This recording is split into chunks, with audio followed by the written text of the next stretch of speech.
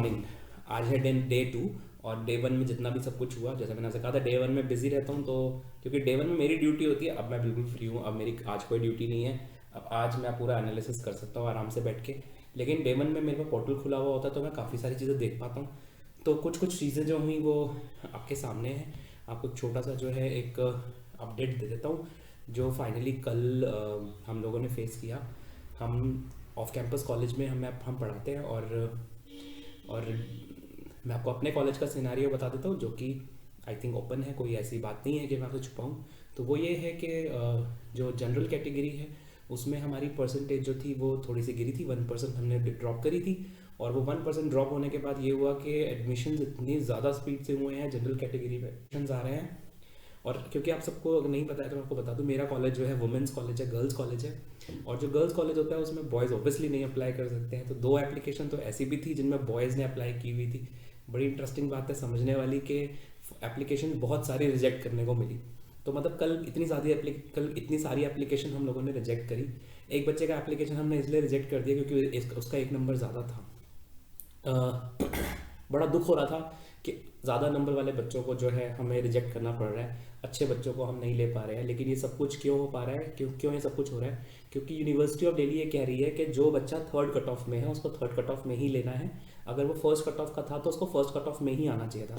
तो इसीलिए मैंने अवेयरनेस के लिए बहुत सारे वीडियोज़ पहले भी बनाए थे और आप लोगों को बताने के लिए कि जो बच्चा है किसी भी कंडीशन में अगर वो पुरानी कट ऑफ का है तो वो नहीं आ सकता है। और कल मैंने स्पेशली फ़ोन किया जो है एडमिशन डिपार्टमेंट में कि जो अभी न्यूज़ रिपोर्ट आई थी, जो क्या कहते हैं, मैंने भी टाइम्स ऑफ इंडिया में एक छोटी सी क्लिप पढ़ी थी कि 1st कट ऑफ का जो केस है वो 3rd कट ऑफ में लिया जाएगा।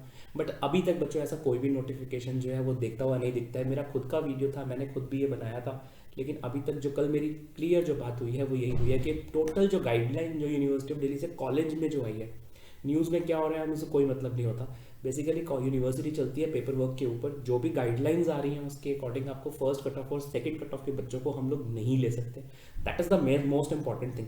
तो मुझे ऐसा लग रहा है कि आप लोग बच्चे जो हैं थोड़ा सा एक्टिव होकर अपने एडमिशन को देखो।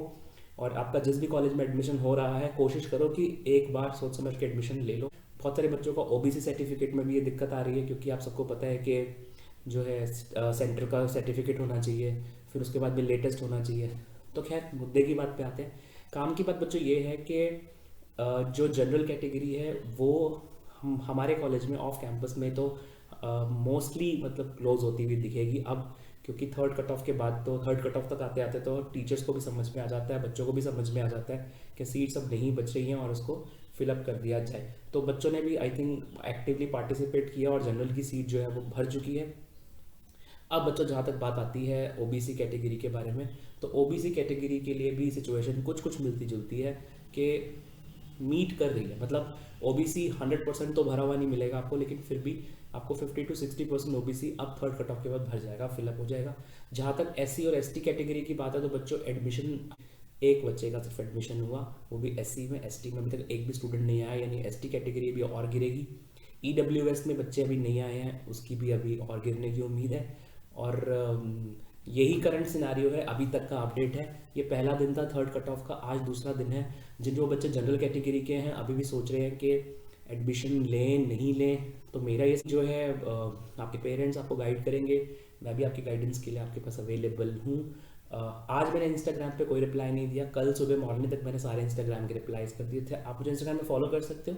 आज मैं थोड़ा फ्री हूँ, आज मैं इंस्टाग्राम के सारे रिप्लाईज जो है बच्चों को दे दूंगा। आज की वीडियो को कट और शॉर्ट में रखते हैं। स्पोर्ट्स कोटा के ऊपर थोड़ा सा सोच रहा हूँ कि जो है वीडियो को जल्दी से बनाऊँ।